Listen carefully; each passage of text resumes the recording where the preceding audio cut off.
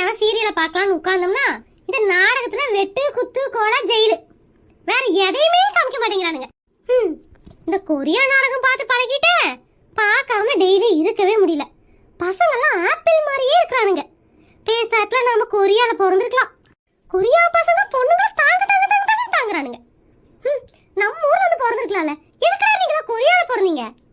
சின்ன கலரு, சின்ன வலுவலுப்பு, ஒருத்தன் கூட கரடு முரடா இல்ல. அப்படியே பாக்குறதுக்கு ஐஸ்கிரீம் இல்ல சாக்லேட் மாதிரி இருக்கிறானுங்க. நான் வேற அவசரப்பட்டு இந்த ஆளை கல்யாணம் பண்ணிட்டேன். கொரியாவுக்கு போக கூட முடியாது. அடுத்த ஜென்மத்திலேயாவது முருகா நான் கொரியால பிறந்துறேன். கல்யாணத்துக்கு அப்புறம் தான் அழகழகா இருக்கிற பசங்க எல்லாம் முன்னாடி வரானுங்க. கல்யாணத்துக்கு முன்னாடி நீங்களாம் எங்கடா போனீங்க? அவசரப்பட்டு கல்யாணம் பண்ணதும் இல்லாம 2 குழந்தைங்களையும் பெத்துட்டோம்.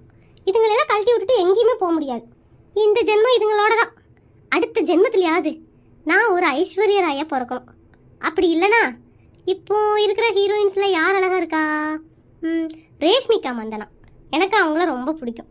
அவங்களா பிறந்து கொரியா பசங்களை கல்யாணம் பண்ணி சும்மா ஜெகஜோதியா வாழணும். இதுதான் என்னோட ஆசை.